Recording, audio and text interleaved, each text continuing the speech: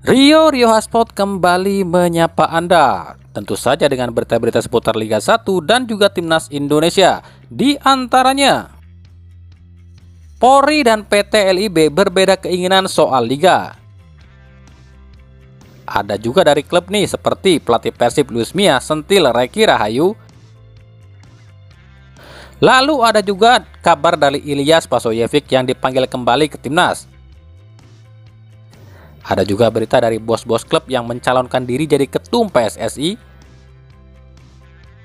Dan tentu saja persiapan AFF 2022. Semuanya akan kami rangkum di Rio Hotspot. Assalamualaikum warahmatullahi wabarakatuh. Hai Rio Hotspot lovers, inilah Rio Hotspot untuk edisi kali ini. Tapi seperti biasa, sebelum kita bedah semua videonya, saya tetap mohon dukungannya untuk channel ini agar terus berkembang dan bisa memberikan berita-berita informatif yang tentunya semoga saja bermanfaat untuk kita semua. Dengan cara klik subscribe, aktifkan juga notifikasi loncengnya, like, share, dan juga komen. Dan inilah Rio Hotspot selengkapnya.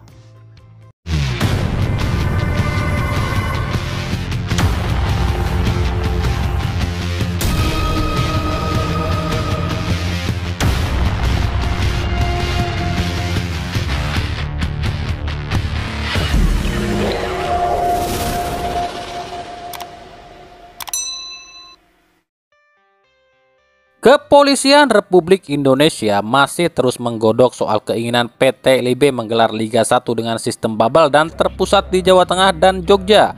Yang terbaru lantaran dua stadion di Jogja yang tak lolos verifikasi, yakni Stadion Sultan Agung dan Stadion Muhammad Subroto, pihak Polri meminta Liga 1 hanya berpusat di satu wilayah saja, yakni Jawa Tengah. Alasan pihak Polri, jika terpusat di satu wilayah akan lebih mudah memantaunya. Dan terlebih di Jawa Tengah ada 3 stadion yang bertaraf internasional seperti Manahan, Jatidiri, dan Citarum. Namun sayangnya untuk Stadion Citarum telah dinyatakan tak lolos verifikasi lantaran tak memenuhi standar kelayakan, terutama di sisi fasilitas, meskipun Stadion Citarum adalah salah satu stadion dengan rumput terbaik saat ini. Sebenarnya kenapa sih dibikin ribet? Kan ini cuma untuk habiskan putaran pertama dan tanpa penonton pula. Kan yang penting itu kondisi stadion bagus, kondisi lapangan bagus, kondisi rumput lapangan juga bagus. Nanti kan di putaran kedua sudah normal lagi. Ya kalau maunya pakai 4 stadion yang terverifikasi, ya udah pindahkan aja sistem bubble-nya ke Jawa Barat. Kan udah jelas di Jawa Barat ada 4 stadion yang layak, yakni Patriot, Pakansari, Wibawa Mukti, dan Sijalak Harupat. Kalau persoalannya tim-tim Jawa Barat akan main di kandang dong kalau digelar di Jawa Barat. Lah, bukannya kalau digelar di Jawa Tengah pun tim-tim Jawa Tengah akan main di kandang. Lagian tim-tim Jawa Barat kan cuma 2, yakni Persib sama Persikabo. Kan bisa ditukar, Persib main di Cikarang, Persikabo main di Bandung. Kalau alasannya 4 stadion ini akan direnovasi atau sedang direnovasi untuk Piala Dunia, kan Piala Dunia itu bulan Mei. Sementara sistem bubble ini cuma bulan Desember, cuma 1 bulan loh. Kenapa sih dibikin ribet? Apalagi AFF kan digelarnya di Jakarta di GBK, kan lebih mudah mengawasinya dong kalau di Jawa Barat. Politik lagi, ribet ini mah. Jadi terkesan yang mudah-mudah dipersulit ya di Indonesia mah. Mengetahui kick-off Liga yang kabarnya diundur lagi, sejumlah klub merasa kecewa. Bahkan klub yang sudah berangkat ke Jogja seperti Barito Putra merasa dipermainkan oleh PT LIB. Klub Barito Putra sendiri setelah mengetahui kick-off diundur, rencananya akan tetap di Jogja sekaligus training center di Jogja. Ya salah sendirilah, kan jadwalnya belum dirilis. Kenapa udah berangkat ke Jogja? Berbeda halnya dengan Persib Bandung. Setelah mengetahui kick-off diundur lagi, pelatih Luis Mia kembali menggenjot latihan para pemain Persib. Tapi ada satu hal yang unik, dan ini jarang sekali dilakukan pelatih-pelatih Persib terdahulu.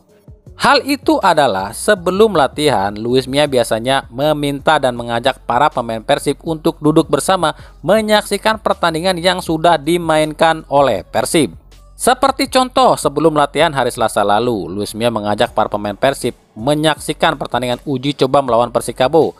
Luis Mia mengatakan tujuan menonton pertandingan yang sudah dilakukan ini agar pemain bisa mengevaluasi apa yang sudah terjadi dalam pertandingan tersebut. Menurut Luis Mia, penglihatan di lapangan itu berbeda dengan pengamatan di TV. Maka dari itu, Luis Mia meminta pada para pemain Persib untuk tahu letak kesalahan dan kekurangan para pemain itu sendiri saat bertanding.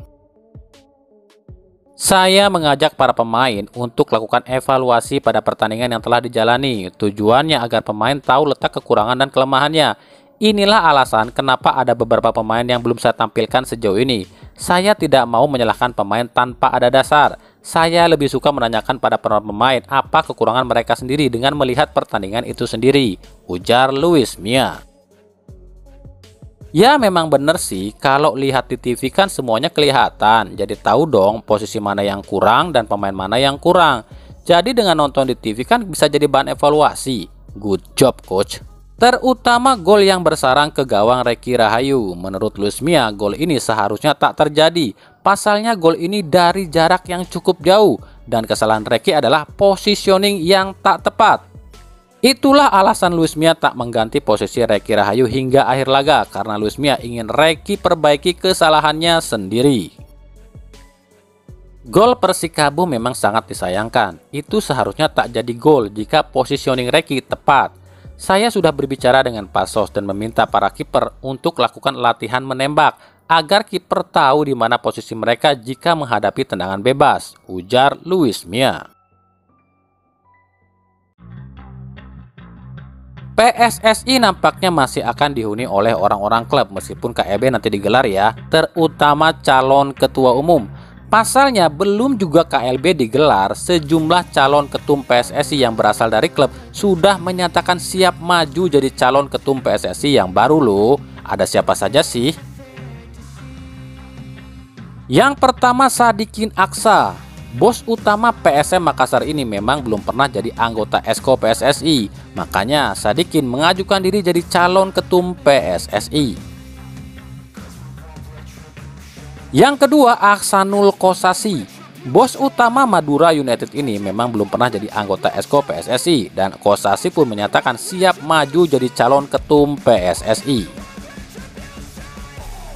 Yang ketiga adalah Gilang Widya Pramana. Usai lepas dari Arema, Gilang kabarnya pun siap maju untuk jadi calon ketum PSSI. Yang keempat, Raffi Ahmad. Bos utama Rans Nusantara FC ini pun kabarnya siap maju menjadi calon ketum PSSI. Yang kelima, Umuh Mukhtar. Komisaris PT PBB ini pun kabarnya siap jika ditunjuk jadi ketum PSSI dan ia akan tinggalkan Persib jika dirinya terpilih jadi ketum PSSI. Tapi kan FIFA melarang ada lagi jajaran klub yang jadi pengurus atau ketum PSSI. Lah kok masih pada mendaftarkan diri sih? Hade, piye iki? Entah ini sebuah kebetulan atau tidak ya. Pasalnya satu hari setelah Polri tak berikan izin liga dilanjutkan, Bali United tiba-tiba merelakan pemain andalannya Ilyas Pasojevic dipanggil ke timnas Indonesia. Padahal sebelumnya Bali United menolak melepas Paso ke timnas lantaran dengan alasan lini depan Bali United akan tanpa penyerang. Dan otomatis Bali United hanya mengandalkan Lerby Eliandri di lini depan. Tapi setelah pelatih Sintayong yang meminta pada Bali United untuk melepas Paso, tiba-tiba pihak Polri tak berikan izin liga digelar tanggal 2 Desember loh. Kebetulankah? Emang sih kalau liga ditunda sampai gelaran AFF usai, otomatis Bali United nggak kepusingan cari pemain khususnya di lini depan karena Paso udah balik lagi ke Bali. Sementara jika liga digelar barengan AFF, ya Bali meradang dong. Sementara bursa transfer aja belum dibuka, gimana mau beli pemain? Gimana menurut kalian? Kebetulankah atau... Bergabungnya Ilyas Pasojevic ke timnas di AFF menjadikan Indonesia katanya tim yang paling ditakuti di AFF ini. Pasalnya kini skuad timnas berimbang lini belakang, tengah, dan depan. Di lini belakang kita nggak perlu khawatir, kapasitas Jordi Amat dan Elkan Bagot bukanlah kaleng-kaleng. Lini tengah pun demikian, trio Persib bukanlah pemain kaleng-kaleng. Ya otomatis lini depan dong yang harus dibenahi. Cuma mengandalkan Dimas Derajat dan Ramadan Sananta tentu tak cukup. Maka dengan bergabungnya Spaso, Sintayong berharap kestabilan skuad timnas akan seimbang. Nah, dengan bergabungnya Spaso, timnas Indonesia jadi tim paling mahal di ASEAN, khususnya di gelaran AFF ini, dengan total market value 156 miliar rupiah. Dengan rincian pemain termahal adalah Sandy Walsh dengan 34,76 miliar rupiah, Jordi Amat dengan 17,38 miliar rupiah, McLock dengan 7,82 miliar rupiah, Asnawi Mangku Alam dengan 5,6 miliar rupiah, Ilyas Pasoyevic dengan 5,65 miliar rupiah, Pratama Arhan dengan 5,65 miliar rupiah, Egy Maulana Fikri dengan 5,21 miliar rupiah, dan Sadil Ramdhani dengan 5,21 miliar rupiah. Dengan skuad semahal ini, sudah seharusnya lah Indonesia mampu raih gelar AFF untuk pertama kalinya. Tapi kita kan tak tahu dalam perjalanannya nanti. Dan inilah ranking 10 tim termahal AFF Mitsubishi Electric Cup 2022. Di urutan ke-10 ada Myanmar dengan total nilai 13,04 miliar rupiah.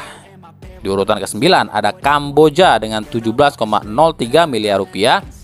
Di urutan ke-8 ada Brunei Darussalam dengan 18,25 miliar rupiah.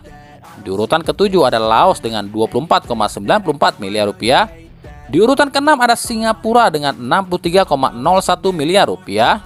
Di urutan ke-5 ada Malaysia dengan 99,08 miliar rupiah. Di urutan ke-4 ada Vietnam dengan 132,10 miliar rupiah. Di urutan ke-3 ada Filipina dengan 148,18 miliar rupiah. Di urutan kedua ada Thailand dengan 149,05 miliar rupiah. Dan di posisi puncak ada Indonesia dengan 156,00 miliar rupiah. Nah, itu saja pembahasan kita di video kali ini ya. Kami mohon maaf belum bisa update Piala Dunia karena tanggung, tunggu babak grup selesai dulu ya. Ikuti terus berita seputar sepak bola khususnya Liga Indonesia dan pernak-perniknya hanya di Rio Hotspot. Terima kasih yang telah menyaksikan video ini dan mengunjungi channel ini. Kritik dan saran selalu kami nantikan di kolom komentar atau di media-media sosial kami yang ada di bawah ini. Sampai jumpa di video-video kami selanjutnya dan salam Rio Hotspot. Wassalamualaikum warahmatullahi wabarakatuh.